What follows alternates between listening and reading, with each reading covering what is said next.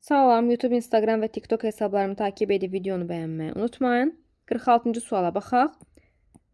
Diaqonalları verilib rombun perimetrini istəyirlər və rombun perimetrini tapmaq üçün bizə lazımdır rombun tərəfi.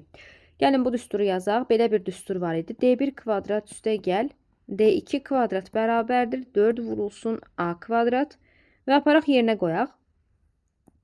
Kök altında 41-in kvadratı üstəgəl kök altında 59-un kvadratı bərabərdir 4 vurulsun A kvadrat. Kök altında 41-in kvadratı 41 eləyir, 59-un kvadratı da 59 eləyir. 41 üstəgəl 59 100. Yazaq buradan 4A kvadrat bərabərdir 100. 100-ü 4-ə bölürəm 25. A kvadrat 25-dirsə A da olacaq müsbət 5. A 5-dirsə perimetr 4A düsturu ilə tapılar.